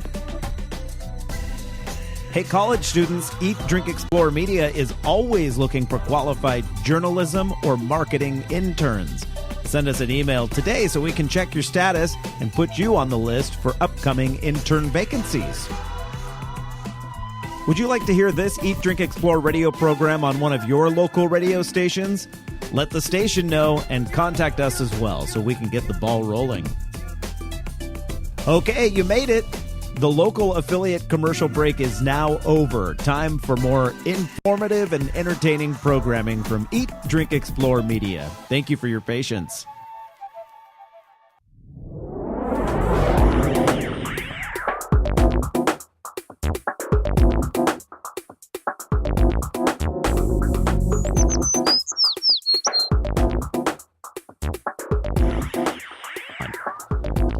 And hello, everyone. It's now 19 minutes past the hour. A very good day to you. Glad you could join us here. I'm your host, Randall White, and our subject for the next two segments is the health of our nation's pollinators. Mostly we'll focus on honeybees, but certainly there are more insects that are affected than just the bees. There is currently a joint lawsuit filed against the Environmental Protection Agency, claiming the EPA has failed to protect these pollinators from a certain class of pesticides known as, and I hope I don't slaughter this word, neonicotinoids, causing great harm to the nation's ability to grow food crops, among other environmental issues. Beekeeper Tom Theobald is among those filing the suit and joins us on the line right now from Boulder, Colorado. Welcome to the program, Tom. Thank you, Randall. It's good to talk to you. How did I do on the class of pesticides? Neonicotinoids? It's very interesting. There are several different pronunciations, and I think back to clothianidin. I had read it many times and talked to people that I talk with, and I'd train them to mispronounce it. And it wasn't until later when I talked to someone who actually knew how to pronounce it that I realized that I was pronouncing it wrong all the time. But, you know, I just did that recently with there's a type of wine blend that I always pronounced for years, Meritage. As it turns out, it's Meritage. It rhymes with heritage, and it's a made-up word by the Napa Valley wine growers. And so, yeah, it's one of those things. And, you know, I was telling people all along, oh, yeah, that's pronounced Meritage. But generally, I pronounce it neonicotinoids. There are, variations. I think just about anything is acceptable. Yeah. These are real tongue twisters, so you have to work at it. It's not so much the pronunciation of the word that's the problem, though. It's the word itself, right? Yes. What it represents? Yes. So this lawsuit, when was it filed? We filed it on the 21st of March, I believe was the date. And then in May, apparently the EPA has 60 days in which to respond. And as that time approached, the plaintiffs amended it and added some things which resets the clock. So the EPA has until sometime in July to respond. And there's been no response as of yet? No, not to my knowledge. I'm one of the beekeeper plaintiffs, so the legal end of it may have had communications that I wouldn't be aware of. But as far as I know, no, there's been no response. It's a joint lawsuit. How many plaintiffs are there total? Do you know? Well, there are several environmental groups and 4 beekeepers. Mm-hmm. All from the Colorado area or throughout? No. The beekeepers are Jim Doan of New York State, and Jim is the first beekeeper of national renown to finally give up. He just can't go on any longer. And then Steve Ellis, a Minnesota commercial beekeeper, and Bill Rhodes, a beekeeper in Florida, and then me. And I'm certainly the smallest of those commercial beekeepers. Tom, is Bill the beekeeper that was the subject of the documentary that came out a couple of years ago or so? Well, Bill's been visible on a number of things. I believe he was in the first of the documentaries called The Vanishing of the Bees. Yes. Mm-hmm. And I had a small spot in that as well. I remember there being a beekeeper from Florida, and that's why I asked. That would be Bill. Yeah, yes. That's an excellent documentary. And then there was one that came out after that. Do you find that in recent years, perhaps because of the colony collapse issue, that the health of bees has become sort of a popular concern among people in the United States, or do you feel that enough people still don't understand the depth of the problem? Well, I think the answer is both. Mm-hmm. We have a growing segment of the population that's becoming more and more aware of what's happening, but what percentage of the whole population that represents, I'm not sure. But we do have a much more knowledgeable public than we had 2 or 3 years ago, simply because of the exposure that this question is getting on programs just like this, and through documentaries and through news items, and people are beginning to come to understand the magnitude of these problems that we're facing.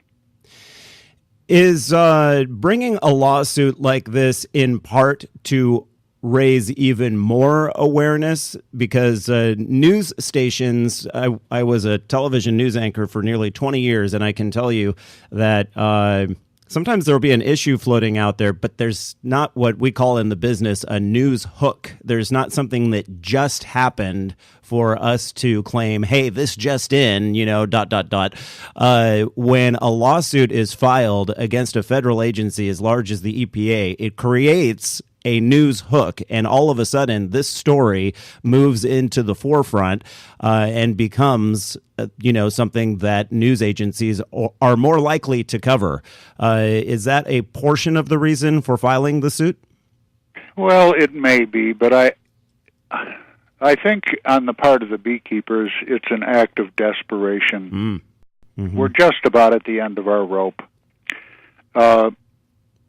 We can't continue much longer with the kind of losses that we're experiencing, and the legal people could give you a better explanation of what the law is, but it's my understanding that the thrust of the lawsuit is that we're asking the court to find that the EPA has not followed the law and has misused the category of conditional registration. What's conditional registration? Well, conditional registration is an element that was included in FIFRA, the overarching law, the Federal Insecticide, Fungicide, and Rodenticide Act, and it provides for the release of a product to the market with questions that have yet to be answered. Now, that makes sense in an administrative way. If you have a product that has some minor things that have to be resolved, it doesn't make sense to withhold it from the market while you handle those administrative things. Or, maybe labeling changes or certain things that have to be addressed. What's happened, though, is that about 2/3 of the pesticides that have been released to the market in the past 10 years have been released under conditional registrations, and many of those with major questions as to safety.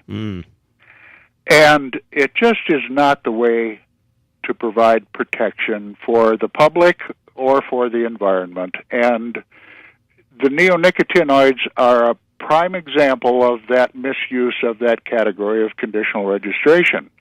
Clothianidin is a good example, and I was one of the instigators in the controversy back in 2010. I wrote an article for Bee Culture magazine calling into question what is generally referred to as the life cycle study. And this is a study that was to have been completed within a year after clothianidin was released to the market. And in fact, the EPA scientists said that there should be a life cycle study completed before it was released to the market. But the management decision was to release it to the market under a conditional registration. Well, it stretched out for several years, finally was submitted, and the EPA tried to hide it, claiming they didn't have it. Well, finally, the Natural Resources Defense Council filed suit to dig it up, and suddenly it appeared. I found it at about the same time on the internet during my investigations, and if you looked at that study, it was really scientifically unsound. Yeah. Tom, we're going to have to pick this up on the other side of the commercial break. We are talking with Tom Theobald. He is a beekeeper, part of a large lawsuit filed against the EPA regarding the health of our pollinators here in the U.S. Drink, Explore Media has an important date we want to share with you. Saturday, July 13th. We invite you to join us at a craft beer and food event like no other. At last count, generous samples from more than 70 breweries will be paired with local culinary treats for the 2013 Breastfest along San Francisco's waterfront at Fort Mason. Going on its 14th year, the annual Breastfest has grown dramatically, raising money for an incredibly important cause, providing free, complimentary treatments for women battling breast cancer. The Charlotte Maxwell Clinic offers services such as acupuncture, massage, organic foods, and transportation. The clinic's core mission to provide relief from the terrible side effects of cancer and its treatments. Eat, Drink, Explore Media is very proud to be among the main sponsors for this year's event. For more information, go to thebreastfest.org.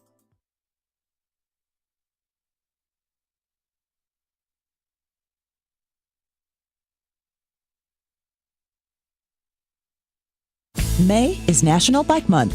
Now, I used to be intimidated at the thought of biking to work. I worried about my outfit, the traffic, and the time. But my expanding waistline and rising gas prices helped me rethink that position. And last May, I tried riding to work. What an amazing change.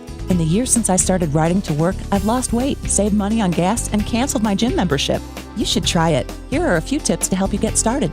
Alter your route for biking. Cars and bikes are both vehicles and both have a right to the road, but you'll feel more comfortable and more able to enjoy your ride if you choose less traveled streets.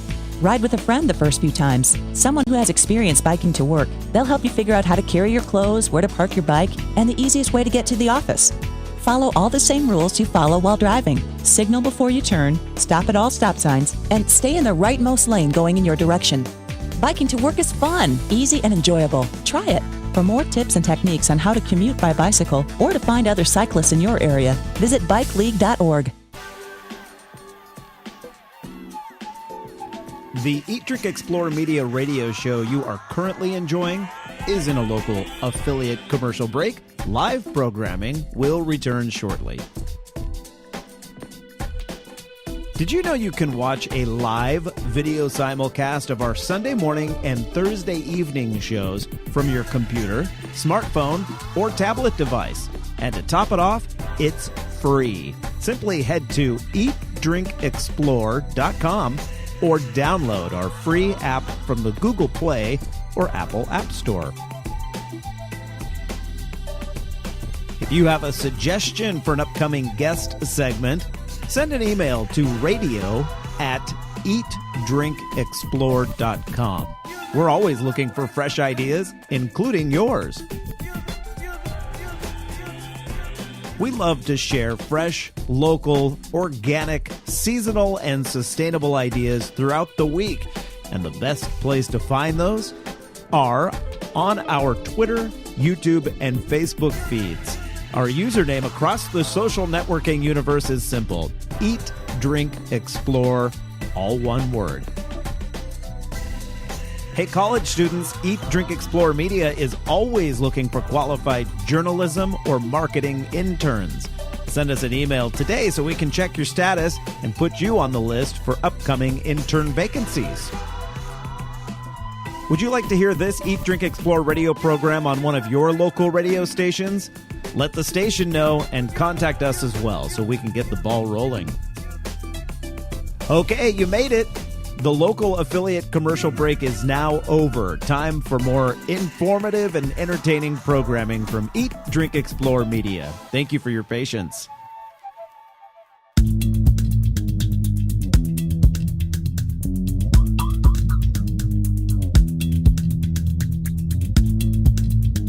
Welcome back to the Eat, Drink, Explore radio network. Here now is your fabulous host, Mr. Randall White.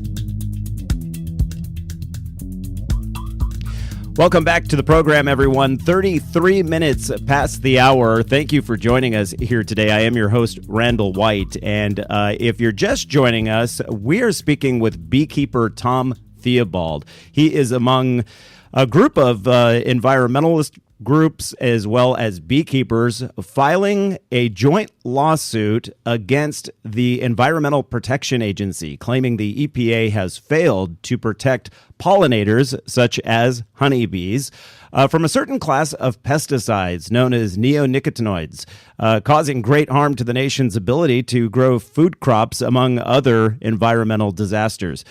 Tom, I cut you off there. You were in the middle of explaining one of the pesticides that falls under these neonicotinoids, clothianidin?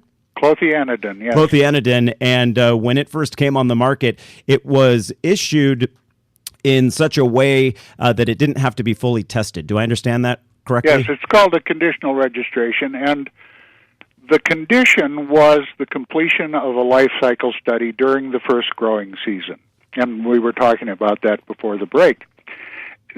This is a critical life cycle study because it was the one factor under which this conditional registration was allowed. Mm-hmm. It was the condition. This was the condition of conditional registration. This was to have been completed in the first year. It languished for about 4 years, and when it finally was unearthed, it proved to be really fourth-grade science. It was done by the industry, and it was of little value. I wrote an article for Bee Culture magazine in the summer of 2010, and at least in part because of that article, the scientists went back and reviewed that life cycle study. Bayer Corporation had come to the EPA and asked for an additional use for that product on mustard and cotton. Mm-hmm. And the EPA scientists went back and reviewed that study and concluded that it was not valid. Mm. Well, that led to the infamous leaked memo and much of the controversy that we're involved in today. And that's the classic example of the failure of this conditional registration. It's essentially a dodge. Mm-hmm. Now, you were just talking about clothianidin. There are two others. Let's see. Imidacloprid, and thiamethoxam. I'm going to leave it up to you to say the names of these chemicals. I've been practicing these things, so right. I feel like I know what I'm talking about. So the USGS released a pesticide map, a series of pesticide maps for these three specific pesticides, which then you all have taken and animated to show from roughly, for one of them, at least as far back as 1999 through 2009, how these pesticides have grown in use and spread throughout the United States. Yes. And those are available on the website bouldercountybeekeepers.org. It is worth it to look at them. Here in California, it looks like the middle one, the imidacloprid, really has some heavy use in California. What are the crops that primarily is used with? Imidacloprid is used. The focus for imidacloprid is more toward urban and suburban uses. Mm. The major agricultural culprits are clothianidin and thiamethoxam, although there's overlap. But it's interesting, in California, last year, the California Department of Agriculture did sampling of the surface waters, and they found that 89% of their samples were contaminated with imidacloprid. Now, you have to remember, these products are highly toxic. They're water-soluble. They migrate with the groundwater. They accumulate with successive uses. Tiny amounts can have profound effects. And the Dutch toxicologist Henk Tenekes believes that the effect that they have on the synapses is cumulative and irreversible. And what that means is there is no safe dose. That's frightening. Well, it is frightening, and there's something we ought to talk about here since we're talking to a California audience.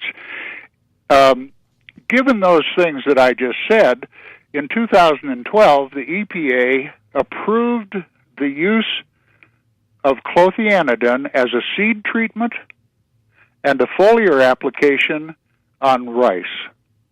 Now, Californians know how extensive those flooded rice fields are. Mm-hmm. Here we have a product that's water-soluble, migrates with the groundwater, can be taken up by non-target plants. These rice fields are interspersed with the almonds. They're in the area where the queen breeding and packaged bee production industry is located. And again, the sampling of groundwater found imidacloprid in 89% of the samples. It's likely that clothianidin would be the same. We quite literally have poisoned the earth.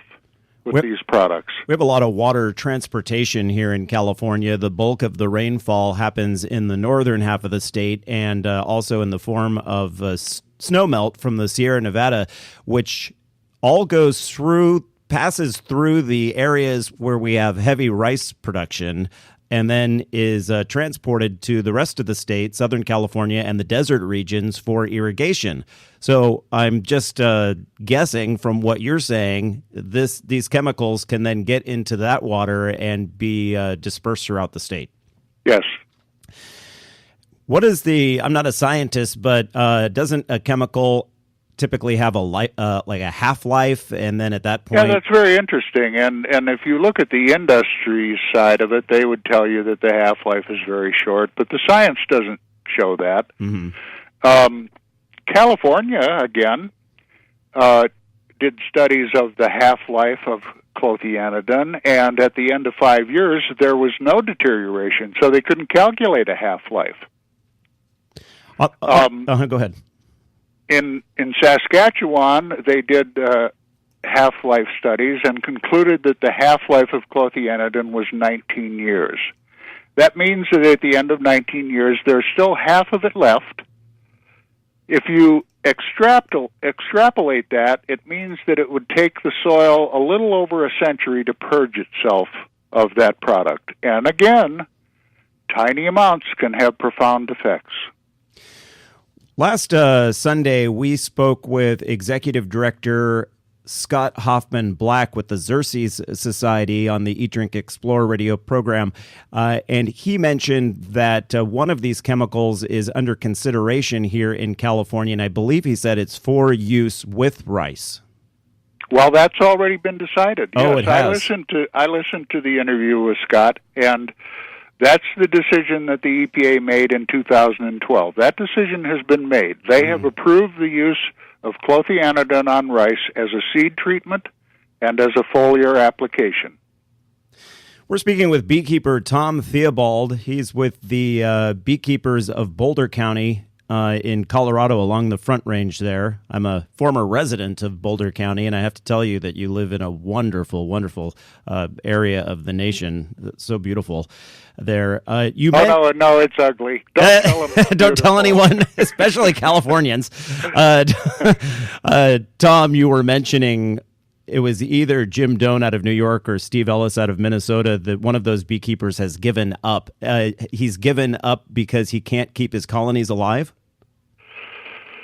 Jim is a third-generation beekeeper. His grandfather started the operation, and several years ago when these neonicotinoids first hit, Jim had an operation that consisted of 5,300 colonies. He provided about 10% of the pollination for New York apples.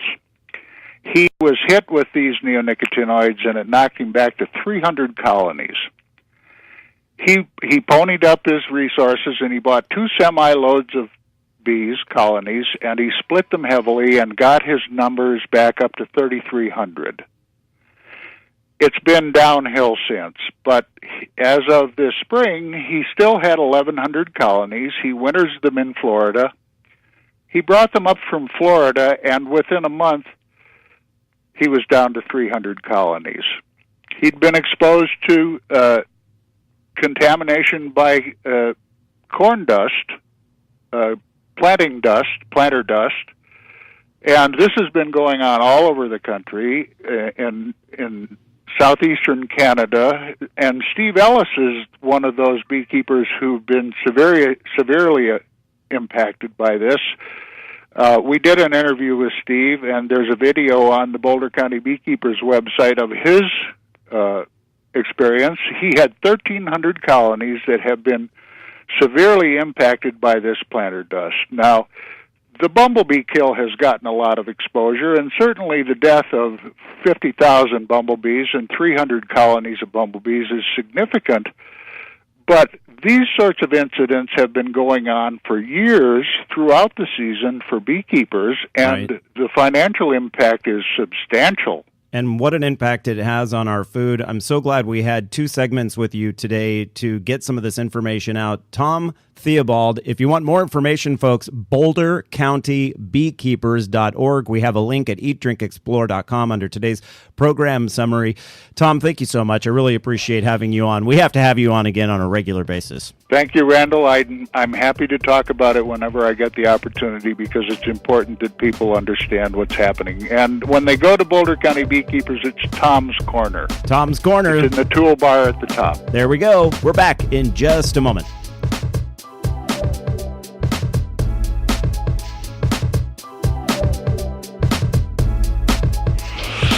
Randall White here, host of Eat, Drink, Explore Radio, with a tip for Central Coast wine tasting. Eberly Winery was recently voted Winery of the Year by the world's top sommeliers and has one of the best local tours according to Wine Spectator. Eberly Winery open daily 10 to 6, and the winery's cave tours and wine tasting always complimentary. It's easy to find, too. Located on Highway 46 East, just 3.5 miles from Highway 101. Now it's time to plan your visit. Just head to eberlywinery.com. Can we have your attention for a moment? Eat, Drink, Explore Media has an important date we want to share with you. Saturday, July 13th. We invite you to join us at a craft beer and food event like no other. At last count, generous samples from more than 70 breweries will be paired with local culinary treats for the 2013 Breastfest along San Francisco's waterfront at Fort Mason. Going on its 14th year, the annual Breastfest has grown dramatically, raising money for an incredibly important cause, providing free, complimentary treatments for women battling breast cancer. The Charlotte Maxwell Clinic offers services such as acupuncture, massage, organic foods, and transportation. The clinic's core mission to provide relief from the terrible side effects of cancer and its treatments. Eat, Drink, Explore Media is very proud to be among the main sponsors for this year's event. For more information, go to thebreastfest.org. Randall White here, host of Eat, Drink, Explore Radio, with a tip for Central Coast wine tasting. Eberly Winery was recently voted Winery of the Year by the world's top sommeliers and has one of the best local tours according to Wine Spectator. Eberly Winery open daily 10 to 6, and the winery's cave tours and wine tasting always complimentary. It's easy to find, too. Located on Highway 46 East, just 3.5 miles from Highway 101. Now it's time to plan your visit. Just head to eberlywinery.com. The Eat, Drink, Explore Media radio show you are currently enjoying is in a local affiliate commercial break. Live programming will return shortly.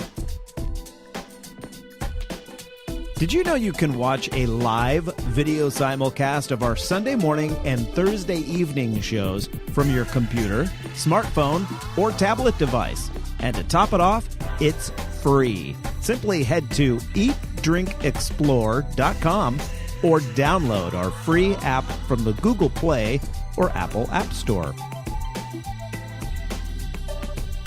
If you have a suggestion for an upcoming guest segment, send an email to radio@eatdrinkexplore.com.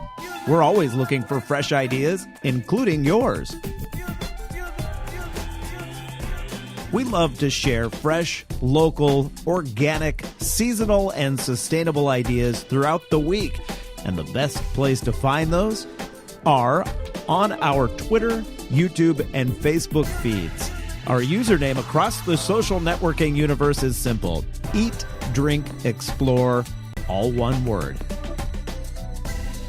Hey, college students, Eat, Drink, Explore Media is always looking for qualified journalism or marketing interns. Send us an email today so we can check your status and put you on the list for upcoming intern vacancies. Would you like to hear this Eat, Drink, Explore radio program on one of your local radio stations? Let the station know and contact us as well so we can get the ball rolling. Okay, you made it. The local affiliate commercial break is now over. Time for more informative and entertaining programming from Eat, Drink, Explore Media. Thank you for your patience.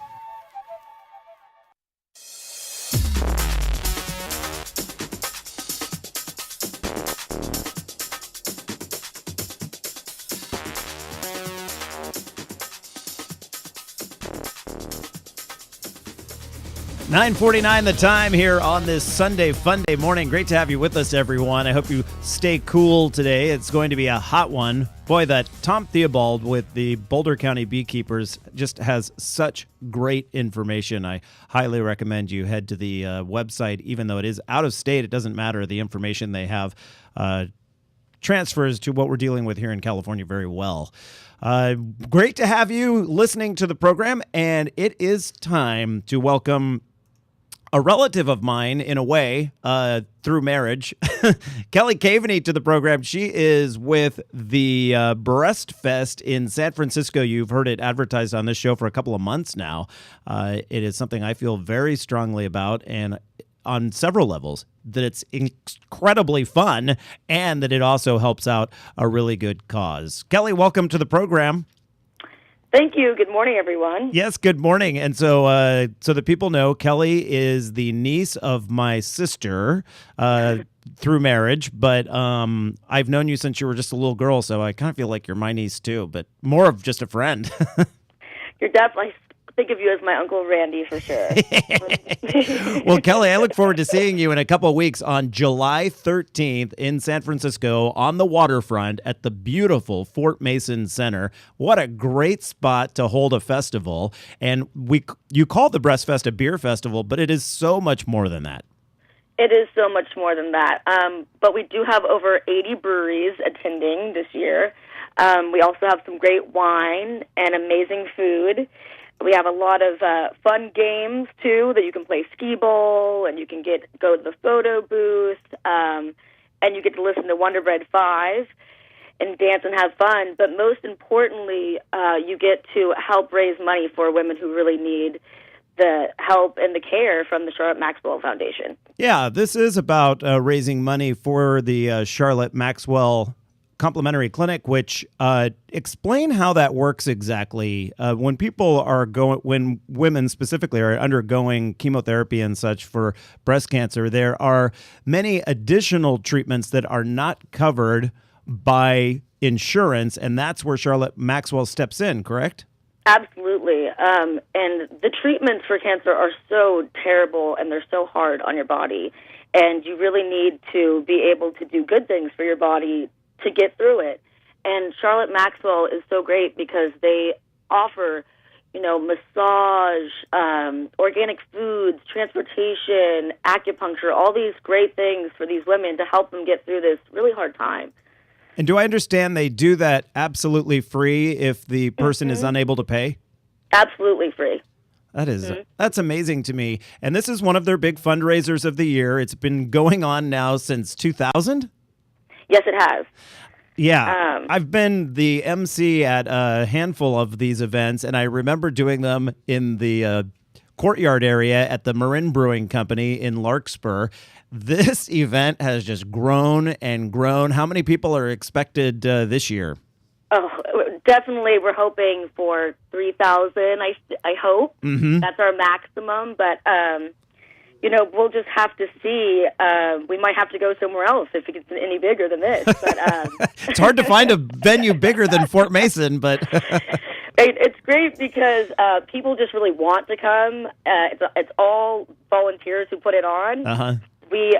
Everything's donated, right? Exactly, and all the breweries donate. And so it's really fun, and you get to see a lot of the same people every year that come to this and give their beer and give their time and have fun while they're doing it. So it's great. Well, we want to let people know that how much are tickets, first off? So they're $50 in advance, but they're $60 at the door. So, all right. Actually, today they're doing that promo. Right, exactly. So $50 would be a good deal for this off the top with all those different breweries. And then if you're not a beer person, there will be wineries there for you as well. And excellent food to, kind of keep a little something in your stomach when you're in. A big part of drinking is eating, definitely. Exactly. So it's really a food, beer, and wine festival for $50. If you've ever looked at festival tickets, that's a bargain, especially for the location and the cause. And today, we will shave $10 off of that if you go to thebreastfest.com thebreastfest.org, thebreastfest.org. Enter, when you order your tickets, enter the promo code Eat Drink Explore, all one word, Eat Drink Explore, and you will have some big savings there. That's 20% off, I think, if I calculate that correctly. If you go to our website, eatdrinkexplore.com, under today's program summary, we have the information there for you if it's too much to remember or jot down if you're driving, that sort of thing. And to make it even sweeter right now, for a couple of lucky people, we are giving away 2 pairs of tickets to the Breastfest, which again is July 13th. So it's, 7/13/13, and this is the 13th annual one, so 13 is the lucky number. And if you call right now at 424-272-6365, 424-272-6365, you can win a pair of tickets. We're giving away 2 pairs of tickets. And so don't be shy. Give it a ring, and we'll announce the winners coming up here in just a moment, Kelly. So what time does the event start? It starts at 2 o'clock. It's at 2 o'clock, and it goes until when? Till 6. From 2 to 6, so we're talking 4 hours. Is this one of those events that has like a, sometimes you can buy like a special ticket and you get in an hour early or anything like that? We've done that in the past, but this year it's just everybody in, everybody has fun. I like that better. I'm glad you're doing it that way. I don't like that like special hour. Yeah, we're all special. Right. Thank you very much. Yes, we are all special. So have you had a chance over the years, because you've been involved with this organization for such a long time, you've met some of the people that have directly benefited from this treatment at the Charlotte Maxwell Complimentary Clinic. And if I understand correctly, the woman who first put this together with Jen Procopio, our good friend, is back in charge there at Charlotte Maxwell. Yes, Connie is back for a little while, and we're so happy that she'll help us out this year. She's fantastic. That is fantastic. And then Jen, who we worked with at the Marin Brewing Company, work with, I guess. Do you still work with Jen? I do, just primarily on the Breastfest now. Okay. And so Jen got this all underway because her mom utilized the treatment at Charlotte Maxwell. And Jen was like, we need to raise money for something. And got this all underway. It's so touching. I just love it. And so we have, let's see, is it Zara? Zara Landrum from Cambria, right here on the Central Coast, is winner number 1. There's still 1 set of tickets to give away, 424-272-6365. A pair of tickets will be yours for the Breastfest. Kelly Caveney, thank you so much for giving us the lowdown today. Thank you so much. I can't wait to see you. I can't wait to see you, too. Don't forget, everyone, $10 off today only. You're listening to Eat, Drink, Explore. To the Eat, Drink, Explore radio program. If you missed any of our segments today, look for them online or through our free Apple and Android apps. Catch you back right here next week.